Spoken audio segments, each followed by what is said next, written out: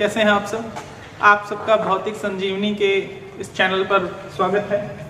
आज हम लोग जो टॉपिक कवर करेंगे वो है अपवर्तनांक। ये ऑप्टिक्स का बहुत ही बेहतरीन टॉपिक है।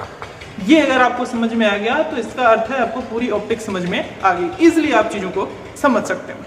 चलिए शुरू करते हैं कि अपवर्तनांक किसे कहते हैं। अपवर्तनांक एक विमाहीन अंक है। अपवर्तनांक एक विमाहीन अंक है जो किसी माध्यम में प्रकाश के वेग को व्यक्त करता है। इसे म्यू से प्रदर्शित करते हैं। इसे किससे रिप्रेजेंट किया जाता है? म्यू। बहुत सी बुक्स में इसको एन से रिप्रेजेंट भी किया जाता है, तो आप चाहे एन लेके चलिए या म्यू लेके चलिए। एन हम इसलिए नहीं ले रहे हैं क्योंकि आवृत्ति फ्रीक्वेंसी को भी एन से डिनोट किया जाता है, तो एन हम वहां पे ड्रॉप आउट कर दे रहे हैं, म्यू ही ले रहे हैं। तो mu equals to c by v, ये इसका फॉर्मूला होता है अपवर्तनांक का। जहां अब सी क्या है आपकी? C velocity of light in vacuum, और v जो है आपका, ये भी वेलोसिटी ऑफ लाइट ही है, लेकिन कहां पर? In medium. अब इस फॉर्मूले से हम लोग लिख लेते हैं कि v equals to c by mu. जैसे हमको पता है कि निर्वात में प्रकाश की जो चाल होती है वो होती है 3×10⁸ मीटर प्रति सेकंड। कांच का अपवर्तनांक हम ले लेते हैं कि 1.5 होता है, तो म्यू इक्वल्स टू 1.5।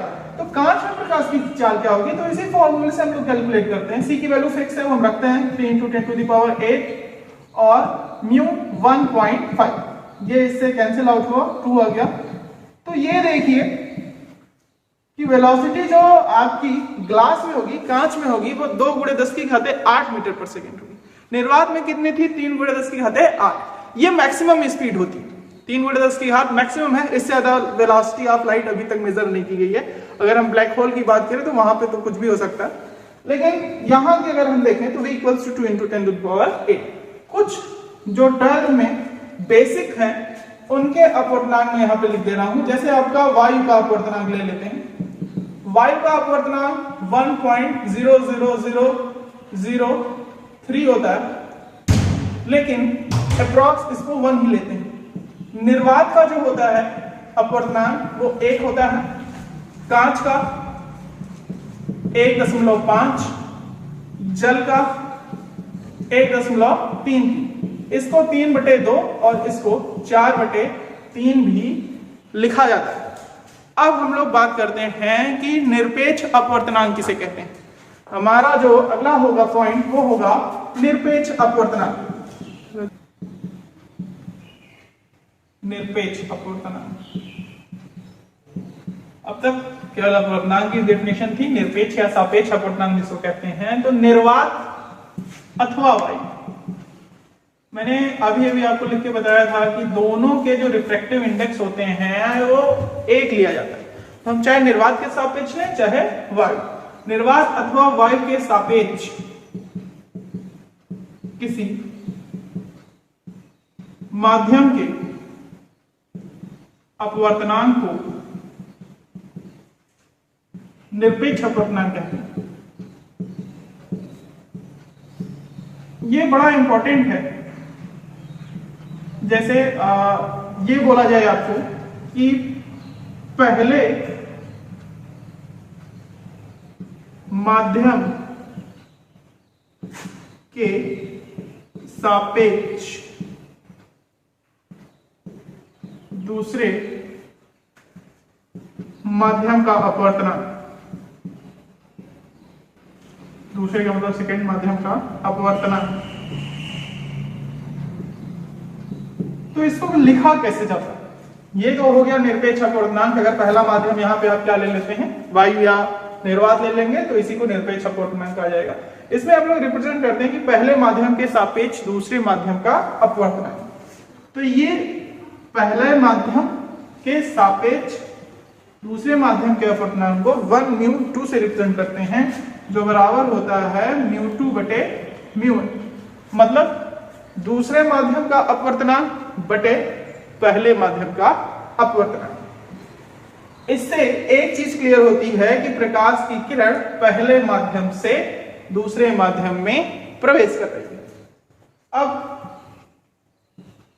एक छोटा सा एग्जांपल ले लेते हैं, जैसे कांच के सापेक्ष जल का अपवर्तनांक। देखिए कांच की इंग्लिश क्या होती है? ग्लास। क्या होती है?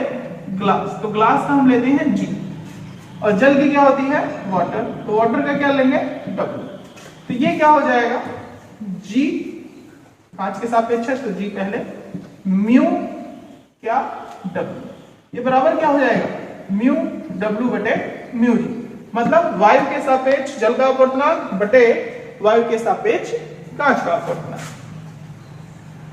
चलिए ये हम लोग देख लेते हैं कि ये जो आपका अपवर्तनांक है इसकी वैल्यू वेग के टर्म में क्या होगी और तरंगदैर्घ्य के टर्म में क्या होगी। हम जानते हैं कि पहले माध्यम के सापेक्ष दूसरे माध्यम का अपवर्तनांक लिखा जाता है 1 μ2। ये आपका हो गया μ2 बटे म्यू। चूंकि ने पहले ही पढ़ रखा है कि म्यू इक्वल्स टू क्या होता है? C by V। तो इसको यहां पे अप्लाई कर देते हैं, इसलिए 1 μ2 that is equal to C बटे V2। μ2 की जगह हमने क्या लिखा? C बटे V2। C क्योंकि कांस्टेंट है, उसकी वैल्यू चेंज होने वाली नहीं, तो वो 1 या 2 नहीं होगा, खाली ये जो V है ये बदलेगा, होल अपॉन C बटे V में।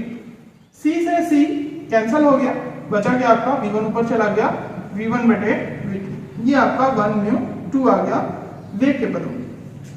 ये न्यूमेरिकल प्रॉब्लम सॉल्व करने में काफी इंपॉर्टेंट है। अब आगे देखते हैं तरंगदैर्घ्य के पदों में। चूंकि V इक्वल्स टू क्या होता है? F लैम्डा आवृत्ति गुणे तरंगदैर्घ्य। आवृत्ति को हम यहाँ n से नहीं लिख के F से लिख रहे हैं, F और V फ्रीक्वेंसी होता है, हमने डिनोशन के लिए F ले लिया है, तो V equals to F lambda, इसलिए 1 μ2 that is equal to F into lambda. अब ये F क्यों लिया गया? क्योंकि अपवर्तन की घटना में आवृत्ति भी नहीं चेंज होती, अर्थात वो कांस्टेंट रहती है, इसलिए हम यहाँ पे इसको F ही लेंगे, और यहाँ पे हो जाएगा F इंटू लैम्डा 2। F से F cancel, 1 μ2 that is equal to lambda 1 बटे लैम्डा।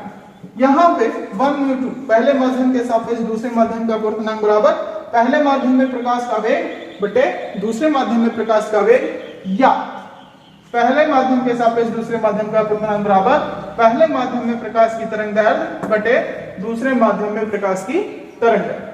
चलिए अब हम लोग ये देखते हैं कि जब प्रकाश की किरण सघन माध्यम से विरल माध्यम में जाएगी या विरल माध्यम से सघन माध्यम में जाएगी तो क्या होगा। अब चलिए सबसे पहले हम लोग जान लेते हैं कि सघन माध्यम किसे कहते हैं। जिस माध्यम का अपवर्तनांक ज्यादा होगा उस माध्यम को सघन माध्यम कहते हैं। हम ये डिसाइड नहीं कर सकते कि जल मेरा सघन माध्यम है कि कांच मेरा सघन माध्यम है, नहीं, हमें देखना पड़ेगा कि किन दो माध्यमों की तुलना हो रही है। जो माध्यम का अपवर्तनांक ज्यादा हो गया वही माध्यम सघन है। जैसे एक एग्जांपल ले लेते हैं, सबसे पहले ले लेते हैं वायु और जल का। वायु और जल में अब दोनों के अपवर्तनांक देखिए, इसका अपवर्तनांक 1, इसका अपवर्तनांक 1.3। किसका अपवर्तनांक ज्यादा है? जल का। तो जल यहां पे कौन सा माध्यम हो गया? सघन। और वायु क्या है? विरल। अब फिर से ले लेते हैं दूसरी चीज, हम ले लेते हैं कांच और जल। कांच का क्या होगा? अपवर्तनांक 1.5 और जल का 1.33। कौन ज्यादा है? कांच। तो सघन माध्यम कौन हो गया? कांच। और विरल कौन हो गया? जल। इससे पहले वाले एग्जांपल में सघन क्या था? जल। और दूसरे वाले में कौन? जल क्या हो गया? विरल। तो ये हमें देखना होगा कि हम किसके सापेक्ष उसको ले रहे हैं। जिसके सापेक्ष लेंगे उसी के सापेक्ष उसको सघन या विरल हम डिसाइड करते हैं। चलिए अब आगे बढ़ते हैं, देखते हैं कि प्रकाश की किरण जब सघन माध्यम से, याद रखिएगा, सघन माध्यम से विरल माध्यम में प्रवेश करे। सघन माध्यम से कहां जाए? विरल माध्यम में। इसका मतलब आपका पहला माध्यम सघन है, पहले माध्यम का अपवर्तनांक μ1, दूसरे माध्यम का अपवर्तनांक μ2, ये सघन ये विरल, m1 m2, ये μ1 ये μ2। यहां पे इस फिगर से हम नहीं लेते हैं, यहीं पे हम लोग डायरेक्ट ले लेते हैं, फिगर में अपना क्या बना हुआ है वो बाद में हम लोग देख लेंगे। अब देखिए μ1 μ2 हो गया, कौन बड़ा है? μ1, क्योंकि सघन माध्यम है, μ1 इज ग्रेटर देन μ2। स्नेल का नियम देखते हैं। स्नेल का नियम कहता है साइन आई बटे sine r that is equal to constant that is equal to 1 μ2। ये नियतांक होता है और ये किससे बराबर होता है? पहले माध्यम के सापेक्ष दूसरे माध्यम के अपवर्तनांक की। तो साइन आई बटे sine r is equal to 1 μ2 is equal to μ2 बटे μ1, या साइन आई बटे sine r that is equal to μ2 बटे μ1। अब देखिए बड़ा कौन है? μ1। जैसे हम इसको कितना ले लें? 4। छोटा कौन है? μ2। तो वो 4 से छोटा ही होगा, भले वो 3.99 है, हम 3 ले लेते हैं या 2 ले लेते हैं। अब देखिए यहाँ पे वैल्यू पुट कर देते हैं, साइन आई बटे साइन आर। ये एक बेसिक सा एग्जांपल है, इस पे हम लोग ध्यान करके लगाएंगे। 2 बटे 4, तो वैल्यू क्या आई? 0.5। ये आपकी वैल्यू है। ये वैल्यू 1 से बड़ी है कि छोटी है? 1 से छोटी है। तो हम लिखते हैं कि साइन आई बटे sine r is less than 1। इसकी जो वैल्यू आ रही है वो 1 से छोटी आ रही है। यहां से देखेंगे कि sine i is less than sine r. यहां पे आपका मैथमेटिकल रूल लगेगा, तो I इक्वल्स टू R। अब इसमें देखिए कौन सा एंगल बड़ा है? R बड़ा। अर्थात जब प्रकाश की किरण सघन माध्यम से विरल माध्यम में प्रवेश करेगी तो R बड़ा होगा। अब देखिए R कैसे बड़ा होगा? देखिए अगर ये ऐसे सीधे निकल जाता, ये वाली जो लाइन है ये सीधे निकल जाती, तब दोनों कोण बराबर होते। हमको पता है कैसे कोण है? शीर्षा विमुख कोण। लेकिन ये R की वैल्यू जो है वो बड़ी होनी चाहिए, मतलब ये वाली लाइन किधर जानी चाहिए? इधर। ये बड़ा कब होगा? जब यहां से जाएगा, इसलिए ये ऐसे हो जाएगा। अर्थात अब देखिए ये जो किरण थी ये क्या हुई? अभिलंब से दूर हटी। तो हम कहते हैं कि जब प्रकाश की किरण सघन माध्यम से विरल माध्यम में प्रवेश करती है तो अभिलंब से दूर हट जाती है। अब नेक्स्ट देखते हैं कि जब प्रकाश की किरण विरल माध्यम से सघन माध्यम में प्रवेश करेगी। देखिए प्रकाश की किरण कहां से? विरल माध्यम से सघन माध्यम में। पहला माध्यम आपका विरल हो गया और दूसरा क्या हो गया? सघन। तो कौन बड़ा होगा? μ2 बड़ा होगा, ऑफिशियल सी चीज है। μ1 छोटा होगा, तो μ1 इज लेस देन μ2। अब स्नेल के नियम से sine i upon sine r that is equal to μ2 बटे μ1। जो हमने पहले लिया था वही हम फिर ले लेते हैं। हमने μ1 को 4 लिया था और μ2 को 2 लिया था। वैल्यू पुट कर दीजिए, वेरी सॉरी, इसका अपोजिट हो जाएगा। ये देखिए μ2 सघन माध्यम है तो ये 4 हो जाएगा और ये 2, तो 4 बटे 2। वैल्यू क्या है? 2। ये वैल्यू क्या है? 1 से बड़ी है। तो साइन आई बटे साइन आर। ये खाली एग्जांपल से डर है, इस पर हम ध्यान नहीं देते हैं। जब भी अपने नोट्स में लिखेंगे तो हम सीधे सीधे इतना लिख देते हैं कि